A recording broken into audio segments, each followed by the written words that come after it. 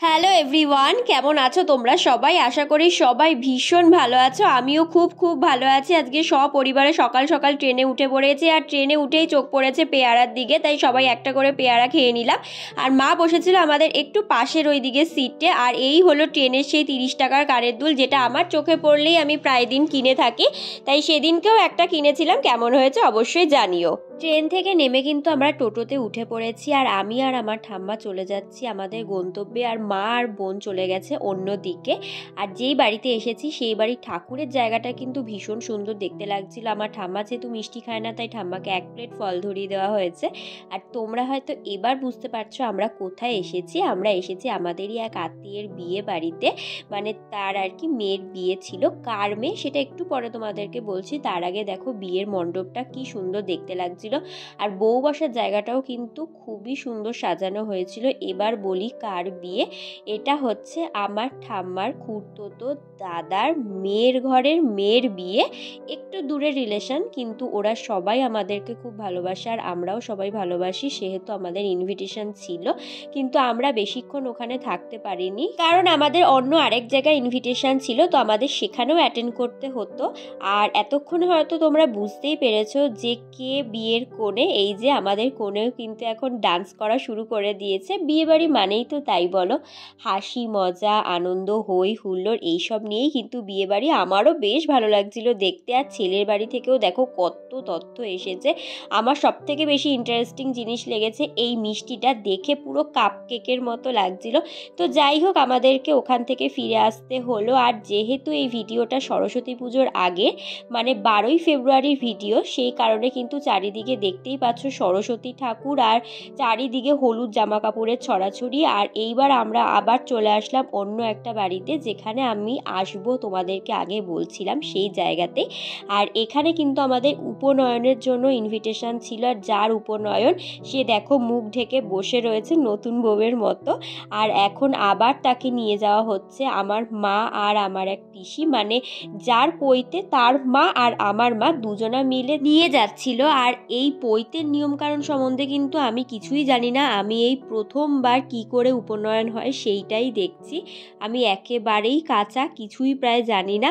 তবে এই যে বসার জায়গার ডেকোরেশনটা দেখতে পাচ্ছ, যার পৈতে হচ্ছে সে সন্ধ্যাবেলা এই জায়গাটায় বসবে। আর এখন শুরু হবে খুবই একটা ইন্টারেস্টিং পার্ট, যেটা হলো ভিক্ষে দান পর্ব। তার জন্য কিন্তু আমার মা মায়ের যে থালাটা সেটা একদম সাজিয়ে রেডি করে রেখেছে আর কি। আর এই হচ্ছে ভিক্ষে মা। যারা পৈতের নিয়ম কারণ সম্বন্ধে জানো তারা হয়তো বুঝতেই পারছো যে যার পৈতে হয় তাকে একজনকে ভিক্ষে মা বানাতে হয়। সেই ভিক্ষে মাই হয়েছিল এই হলুদ শাড়ি পরা আন্টিটা। এরপর একে একে সবাই ভিক্ষে দিয়ে দিচ্ছে। প্রথমে ওর নিজের মা, তারপরে ভিক্ষে মা, এরপর বাড়ির 2-1জন লোক দিল। তারপরে কিন্তু আমার মায়ের ট্রান এসে গেছে। আমার মা এখন ভিক্ষে দিয়ে দিল। আর যারা লাইনে দাঁড়িয়ে রয়েছে তারাও কিন্তু এক এক করে সবাই ভিক্ষে দিয়েছে প্রিয়মকে। প্রিয়ম হচ্ছে যার পৈতে হলো, তার ভালো নাম প্রিয়ম। এখানে কিন্তু আমার দিদিও লাইনে দাঁড়িয়ে পড়েছে ভিক্ষে দেওয়ার জন্য। আমি আবার আমার দিদির সাথে একটুখানি পোজ দেওয়ার চেষ্টা করছিলাম, কিন্তু ও ভীষণ ব্যস্ত মানুষ, ওর একদমই সময় নেই। আর আমার বড় পিসি হচ্ছে সব জায়গায় লেট, এখানেও কিন্তু আমার বড় পিসি লেট হয়ে গেছে। আর এইবার দেখো যার পৈতে হয়েছে সে 2.5 পা ফেলার সময় তার 2 মা তাকে ধরে নেবে, কোথাও যেতে দেবে না, তারপরে বুকে জড়িয়ে নেবে। আমার এই পার্টটা ভীষণ ভালো লেগেছে। আর এত কিছু দেখতে দেখতে আমার খিদেও পেয়ে গেছিলো, তাই জন্য লাঞ্চ করতে চলে গেছিলাম। আর লাঞ্চের মেনুতে ছিল বেগুনি, কাতলা মাছ, মাছের মাথা দিয়ে বাঁধাকপির তরকারি। আর এখানে দেখি ননদ বৌদি মিলে কি যেন গোপন কথাবার্তা বলছিল, আর আমার বোন গিয়ে ওখানে দাঁড়িয়ে রয়েছে ওই কোণাতে। তারপর সন্ধ্যা হওয়া জাস্ট বাকি ছিল, আমি আর আমার দিদি মিলে চলে এসেছি যেখানে রান্না হচ্ছে সেখানে একটু ঘোরাঘুরি করতে। আর দেখো এখানে সমস্ত রান্নার প্রিপারেশন চলছে। এদিকে চানা মশলা চাটনি একদম রেডি হয়ে গেছে। তারপরে আমরা চলে এসেছি ফুচকা স্টলে। আমাকে ছেড়ে আমার দিদি আর আমার দাদা ভাই আগে আগে চলে এসেছে, সেই কারণে কিন্তু আমার একটু রাগ হয়েছিল। তবে আমার এই ফুচকার টক জলটা দেখে কিন্তু সমস্ত রাগ গলে জল হয়ে গেছে। জলটা জাস্ট একবার দেখো কি টেম্পটিং দেখতে লাগছিল। তবে ফুচকাটা কিন্তু মারাত্মক খেতে ছিল। আমার দাদা ভাই আবার হাই বলছে, কেন ভগবান জানে। আর আমি জানো তো ন্যাচারালি কোনো স্টলের ফুচকা কোনোদিনই ভালো খাই না, তবে এই ফুচকাটা যেমন ঝাল ছিল তেমন টক ছিল, খেতে জাস্ট ওয়াও হয়েছিল। সেই কারণে কিন্তু আমি 12-13টা ফুচকা খেয়ে নিয়েছি। আমি ফুচকা ভালোবাসলেও কোনো দিনই বেশি সংখ্যায় ফুচকা খেতে পারি না, মানে হাজার চেষ্টা করলেও কোনো দিনও পারিনি, কিন্তু সেখানে গিয়ে 12-13টা খেয়েছিলাম। আর ফুচকার নাম শুনে কিন্তু সবাই চলে এসেছে। এদিকে আমার বড় পিসি ছোট পিসি আছে, আর ওইদিকে মা আর আমার আরেক পিসি ছিল, সবাই মিলে খুব মজা করে ফুচকা খাচ্ছিল। আর এবার আমি তোমাদের সাথে শেয়ার করবো আমার রাতের লুকটা। আমি খুব হেভি কিছু পরিও নি আর হেভি কিছু সাজিও নি, কারণ আমরা পুরো রাতটা ওখানে থাকতে পারিনি, আমাদের বাড়ি ফিরে আসতে হয়েছিল। আর আমার দিদি সারাদিন পর এখন সময় হয়েছে, তাই আমরা এখন দুই বোন একই ফ্রেমে আসতে পারলাম। এই যে আমাদের হচ্ছে উপনয়ন হয়েছে, তাই তো? আজকে হচ্ছে আমাদের প্রিয়মের উপনয়ন হয়েছে, সেই উপলক্ষে আজকে এখানে আসা। আর এই যে আমাদের বর, এখানে রয়েছে সব কচি কাচাদের দল, মানে আমাদের প্রিয়মের সব বন্ধু বান্ধবরা এখানে চলে এসেছিল। আর এবার আমি তোমাদের সামনে আমার ফাইনাল লুকটা দেখাচ্ছি। কেমন লাগছে অবশ্যই কমেন্ট করে জানিও। আমি খুব বেশি ভালো মেকআপ করতে পারি না, ওই যেটুকু যা পারি কাজ চলে যাওয়ার মতো হয়ে যায়। আর আমরা বাড়ি গেলেও কিন্তু আমার ঠাম্মা আজকে এখানে থেকে যাবে, তাই বাড়ি যাওয়ার আগে সবাই মিলে একটা গ্রুপ ফটো নেওয়ার জন্য একে ওকে ডাকাডাকি চলছিল। আর লাস্ট একবার তোমাদেরকে দেখিয়ে দিলাম বাড়ি যাওয়ার আগে সিচুয়েশনটা।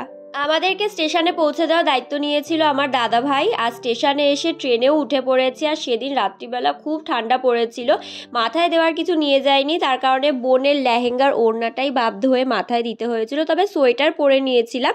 আর এই ট্রেনটা না প্রায় লাস্ট ট্রেনই বলতে পারো, সেই কারণে কিন্তু দেখতেই পাচ্ছ পুরো ট্রেনটাই প্রায় ফাঁকা। আর আমরা তাড়াহুড়ো করে খেতেও পারিনি, যার কারণে সমস্ত খাবার প্যাকিং করে বাড়িতে নিয়ে আসলাম। কথা বলতে বলতে কিন্তু বাড়িতেও চলে এসেছি। আর বাড়িতে এসে মা এদিকে খাবার সার্ভ করাও শুরু করে দিয়েছে।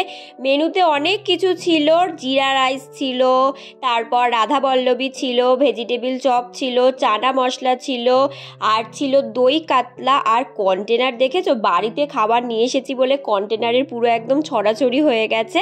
আর এদিকে রয়েছে কিন্তু স্টাফড আলুর দম, আর 2 কন্টেনার জুড়ে আমাদেরকে মিষ্টি দিয়ে দিয়েছিল, জানি না এত মিষ্টি কে খাবে। আর ছিল এক ধরনের সন্দেশ। আর প্রত্যেকটা রান্নাই কিন্তু দুর্দান্ত খেতে হয়েছিল। আলুর দমটা তো আমার জাস্ট ফাটাফাটি লেগেছিল, ভীষণ ভালো ছিল। তো চলে আসলাম ব্লগটা এন্ড করতে। এখন দেখতেই পাচ্ছ মানে ঘুমে চোখ আটকে আসছে, কতক্ষণে ঘুমোতে যাবো সেটাই ভাবছি, কিন্তু তার আগে ব্লগটা এন্ড করতেই হবে। তো ভিডিওটা কেমন লাগলো অবশ্যই কমেন্ট করে জানিও। যদি কিছু ভালো লেগে থাকে please to like share and subscribe my channel. তো আজকের মতো সবাইকে তাহলে টাটা, আবার দেখা হবে পরবর্তী কোনো এক নতুন ভিডিওর সাথে। তো সবাইকে গুড নাইট।